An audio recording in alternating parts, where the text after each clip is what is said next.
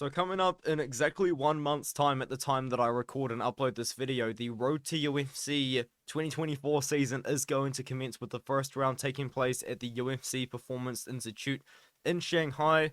And in this video, I'm going to talk about every single fight that has been confirmed for the tournament and every single fighter that has been confirmed for the tournament. And in some pretty exciting news, for the very first time, we are going to see a women's MMA division, and we're going to see women's strawweight make its first appearance as part of the tournament.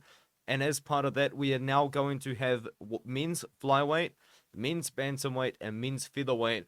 So we have no men's lightweight this year, but I think it is just because they couldn't really find too much talent that hadn't already been on the show at that weight class. So we're only going to have 4 weight classes this year, but the roster has pretty much been finalized. So I wanted to talk about every single fighter that will be competing and every single fight that has been confirmed for the year. So I'm going to start off talking about the lower weight division. So talking about women's strawweight, which for the first time is going to be making its appearance, and giving some very early predictions for how I think the season might go for these fighters. The first fighter is going to be Zhao Kang Feng, and I think that she actually is going to win the whole thing. She's going to be taking on Karan Singh in the very first round. Singh is a grappler, and so is Zhao Kang Feng. But what is so impressive to me about Zhao Kang Feng is she has actually already beaten a lot of fighters that are actually taking place in this tournament. Miki Matono, just as a spoiler, is on here, and so is Fire Huang. And Zhao Kang Feng has already beaten them twice, and she's also, throughout her whole career, actually fought pretty decent opponents. She did lose to Nali Yang in 2020, but she was 19 years old when she fought Nali Yang, so can't really put too much on that. Karan Singh, she is a 6-3 fighter from India. She's also a grappler, lots of first round finishes, lots of finishes over fighters that aren't the best in the world, and she does have a couple of exhibition fights and fights that were ineligible just because I think that maybe the opponent wasn't too good. But either way, she's absolutely dominating everybody that she's fighting. Maybe she can give Zhao Kang Feng a pretty tough fight, but to be honest, I think that Zhao Kang Feng is going to win it all. Moving on is Huaxiang Dong, who I actually thought was signed to the UFC. There was word on the street that she had actually signed a contract with the UFC, but it turns out she's not going to be in the UFC. She's going to be on this Road to UFC tournament to then get into the UFC. And in the first round, she is going to be fighting another fighter from India called Priya Sharma, who I think is coming off a pretty big win recently, where she defeated a 7-1 opponent at the end of last year. She's got a Muay Thai background. She has fought at Muay Thai before. She's got KO wins as well.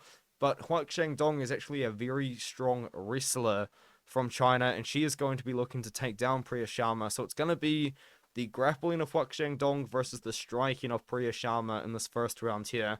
And you can see that Huaxiang Dong has not fought the best opponents in the world, but she does have a win over Fei Huang, who I'm about to talk about right now, because she is in the next matchup. Fei Huang, who is from China, is going to be taking on Miki Matono, who is from Japan. And Miki Matono was actually a fighter that I have talked about in the past.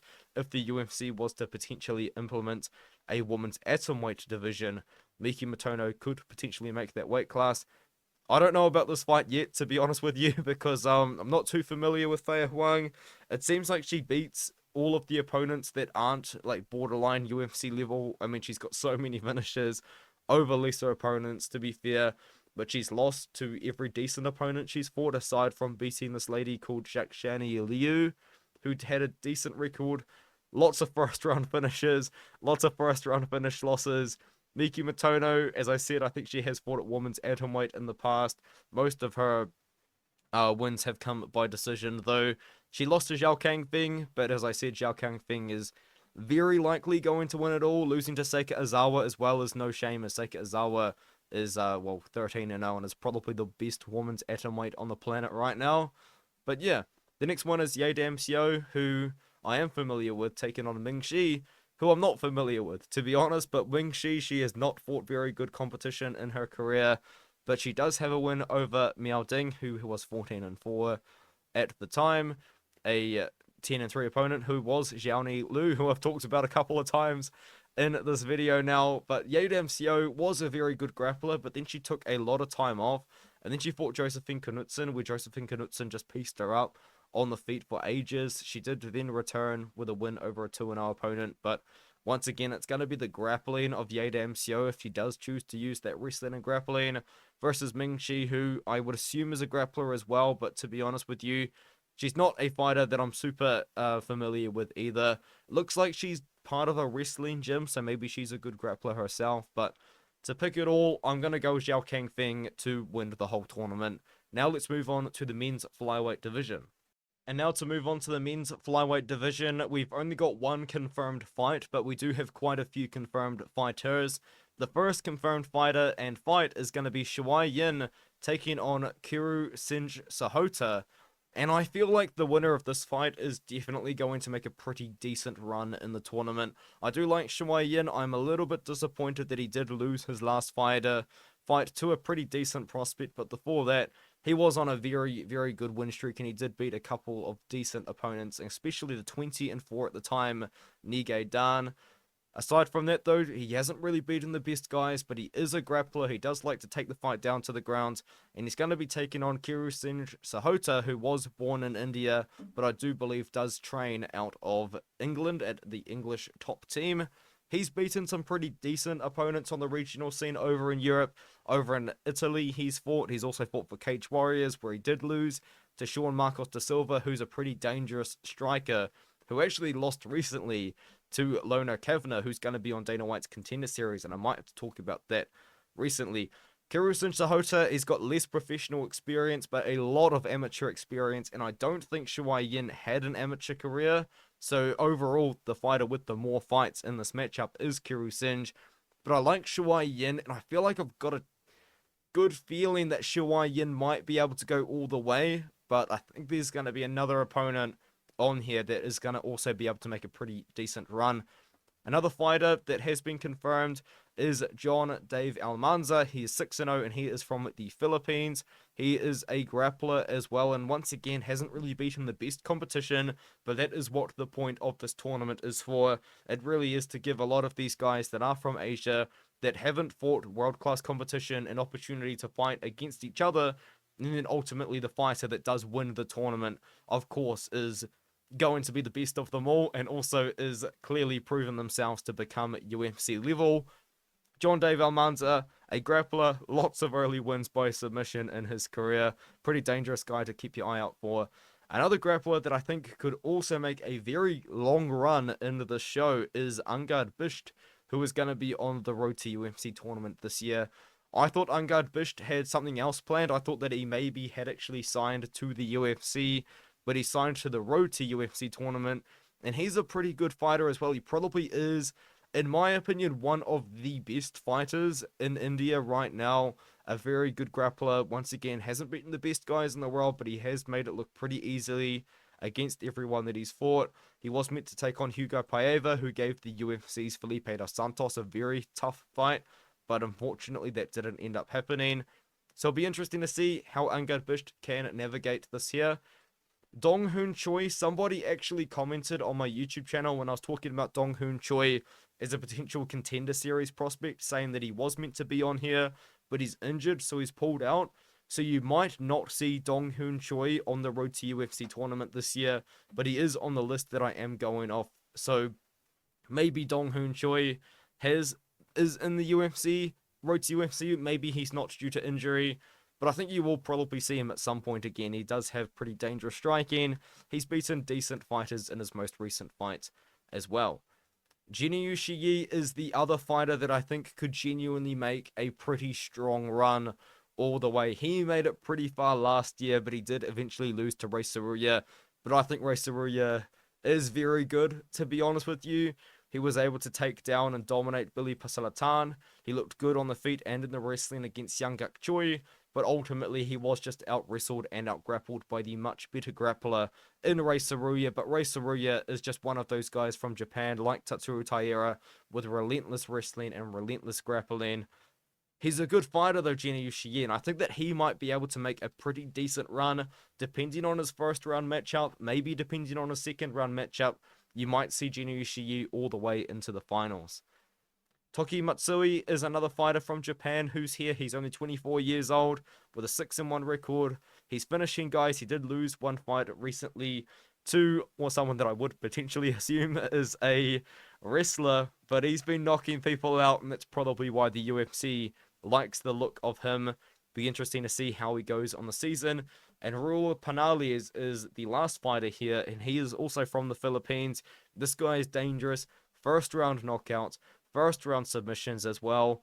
Once again, hasn't tested himself too much, but he has fought decent fighters there with a no contest and then also with a loss. But decent fighter, very dangerous guy. It'll be interesting to see how he is able to navigate it. But I do think my early picks to win it all, I think it comes down to Shuai Yin, Junior Ishii, and also Angad Bisht. I think they're the three guys, and Kuru Sinj Sahoto, actually. I mean, there's four guys on here that I do think stand out amongst the rest, but let me know what you think of the flyweights in the comments below.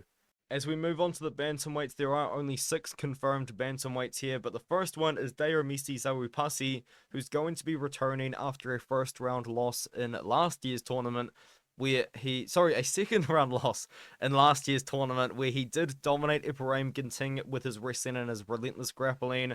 And then against Chang Ho Lee, he was having a lot of success, but then, to be honest with you, he just kind of gassed out. He really tired out, and Chang Ho Lee was able to get a big time comeback stoppage win there.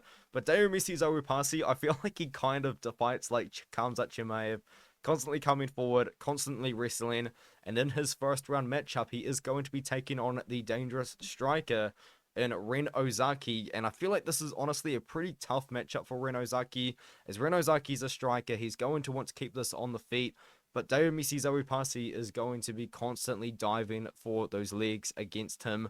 So it could be interesting to see how it does play out, but I do like Dayomisi Zawupasi actually to potentially win the entire tournament. But we do have Kantharaj Agasa here, and he is probably the fighter with the most high-level experience in the bantamweight tournament, because he was actually signed to one championship and fought a couple of good fighters. He took on Wei Ji, who was 16-4 at the time, and then he defeated a 5-1 opponent and knocked him out in the very first round. Prior to that, he was fighting for some pretty good regional shows like Brave and UAE. He's going to be taking on Beijing Gialisi, or it looks like it's actually translated from his Mandarin name to Balgin Gini Suli, but I have seen his name as Beijing Gialisi as well, so maybe a translation difference there. But the point is, Beijing actually lost a split decision to Shuya Kamakubo, but then he took on a decent Canadian fighter in Xavier Alaoui after that. Shuya Kamakubo is a constant come-forward wrestler, and Beijing was able to very well stop that wrestling and really made Shuya Kamakubo not look that good. He did lose in the first round, but he's come back, he's won a couple of fights, and I feel like maybe he's a guy to definitely keep your eye out for. He is actually fighting Kantharaj Agasa, and I think this might be a tough fight to pick just because of all of the experience of Kantharaj. But Beijing GLC is a fighter that I do think is very good, so I might just pick him to win the matchup for now, but I'm going to have to obviously do a lot of tape study when these fights do get officially announced. And then Tokitaka Nakanishi, a fighter I was talking about putting on Dana White's Contender Series. I actually didn't know he was on the road to UFC tournament. Tokitaka Nakanishi, that's a fun name to say, and he's a fun fighter as well. This guy gets finishes, a lot of submission wins. He's fought good and beaten decent opponents as well by submission. I don't think he has a confirmed fight yet, but definitely a guy to watch out for on this road to UFC season, as well as Su Young Yu, who I also think could be a guy that might come out there and maybe put on a little bit of a few underdog performances, because he is a name that I do recognize a lot, and honestly I can't actually remember where from, but he has beaten and fought good opponents. You know, one of his losses come to the 11-0 Savajon Kamadov, if I'm not mistaken. Is he still undefeated? He is at 15-0, and he's in Bellator. He signed to Bellator. So fought him, went the distance with him. After that, fought a couple of guys, beat a couple of good opponents with submissions, lost a very late finish there to Dastan Amalgidi in Niza FC in Kazakhstan. Couple no contests there, but maybe a guy to keep your eye out for as well. I think bantamweight in general is going to be a very hard to predict weight class, but to give a prediction from what we've got right now to win the whole thing, I'm going to go with Dayomisi Zawupasi with his constant come forward wrestling style. And now to talk about the featherweight division, only 5 fighters are confirmed and only 1 fight is confirmed. But that 1 fight that is confirmed is Hamid Amiri taking on Bin G. Hamid Amiri is 9-0 from Afghanistan and only 20 years old. And he hasn't really fought the best guys, so it's hard to get a good read on him. Most of these guys he's fought are making their debut or have a losing record. But he has been dominating every single fighter that he has fought, and he did recently defeat a 4-0 opponent. He is going to be taking on, in my opinion, one of the favorites to win it all. To be honest, I think Benji is actually a very solid fighter. I thought he looked very good on Dana White's Contender Series in the past when he took on this guy called Olivier Marad. And if you ask me, I think he's got a pretty good case to winning the fight, but hey, it is what it is. And then he lost to Zhang Yang Li, who then went on to win it all and honestly is going to become an absolute force in the UFC. He actually dominated Blake Builder and did a lot of damage in that one. Arguably robbed Yizha, but Yizha's in the UFC now, so maybe they can do a rematch. After that, though, he lost to Zhang Yang Li, lost to Olivier Marad on Road to UFC and the Contender Series. He went over to Indonesia and knocked out Anger Hans in a minute. Took on a guy making his debut and won that in 90 seconds, and then fought another relatively experienced fighter there. But he has got a lot of experience fighting for one championship. One championship built him up as if he was one of the prospects that they wanted him to build, and over time he got pretty good, but then for some reason the UFC was able to pick him up for the Contender Series, and here he is now. I think that Benji, right now, just looking at numbers on a paper, because to be honest with you, the only fighters out of the 2 that I have actually seen fight is Benji, and I don't know anything about Hamid Amiri, just that he's dominating guys that aren't that great. I think that Benji might be able to take this one, and I think he might be the favorite to win it all, potentially. Masuto Kawana is actually a fighter that, once again, I talked about to be on the Contender Series, and it turns out here he is. He's going to be fighting on the Road to UFC tournament. He was just one of those guys I mentioned on the Road to UFC on the Dana White's Contender Series videos I'm doing right now, and here he is. He lost to Elijah Johns, who's a decent prospect in the USA, and then fought a few more times. He's got power in the hands, but he mostly does like to get that wrestling going. He's not got a fight booked, but the next fighter to talk about is Young Jae Song, who was 6-0 with power in his hands. This guy knocks people out silly, but he doesn't knock out the best opponents. Unfortunately, a lot of these guys that he is finishing aren't the best. The best opponent he's definitely fought is this 5-2 opponent, unless you really did want to count on like the 60+ fight experience you're getting out of Shunichi Shimizu. The next one is probably another fighter to actually win it all, and that's Kangji Zhu, who is 18-4 from China. But my issue with Kangji is that, once again, he's fighting these guys that aren't that great, but as soon as he takes on a guy that is decent, he's losing. Like Wuziabeki Jiahefu is a wrestler from China, beat him by decision. Dilu Li had a good record, 27-7, beat him by decision. Hubulan Trichenbeki doesn't have a good record, but trust me, this guy is the prospect killer. 29-7 beat him. Kong Liu 13-1 beat him. 16-3 Kang Ji-ju himself beat him. The prospects hate this man, Hubulan. But anyway, I'm assuming he's also a wrestler. So I think what we're going into, just kind of based on what I've seen from Kangji, is he is dangerous on the feet, but he doesn't have the best takedown defense. Hopefully he can get it going here in this tournament. He's got a great record. It'll be interesting to see how far he can go. I do have one more fight to talk about as like a bonus fight, I'm assuming this is, because Kong Wang is actually a woman's flyweight, but what the UFC does do is they put on like a bonus Dana White's Contender Series style fight, and what I'm going to assume with Kong Wang is if she looks impressive against Paula Luna, they're going to sign her to the UFC, or they might just have her make her do 2 of these, or maybe she does 1 of these and then a Contender Series fight. But in my opinion, Kong Wang, she's a very good kickboxer. She's transitioned over to MMA pretty well. Just beat Yanan Wu, or Wu Yanan, who is a former UFC fighter in her own right, and I believe fought Lucy Pudilova on the main card. Yes, she did. This was on the main card. Yanan Wu versus Lucy. Anyway, Yanan Wu, I know she was on a big losing streak, but the point is she was in the UFC at one point, and that's a decent win. Kong Wang's a very good striker. She's got power in the hands. I think there's a good chance. And she beat, that's right, I forgot. I knew there was something special about her. She beat Valentina Shevchenko in kickboxing. She's got power. I think she's going to knock out Paula Luna. I know nothing about Paula Luna, but she's going to be smaller than Kong Wang. Hasn't beaten anyone good. I think she's going to get knocked out. I think Kong Wang's going to knock her out, and the UFC's going to sign her, man. This would be a fumble if the UFC doesn't sign her. But let me know what you think of this Road to UFC tournament. I think it's going to be fun. There's a lot of fun fighters here taking place in just 1 month. It is going to be May 18th, and May 19th is going to be the first round. I'm looking forward to it. I'm gonna be having a good time watching it. That's for sure. I'll see you guys in the next one.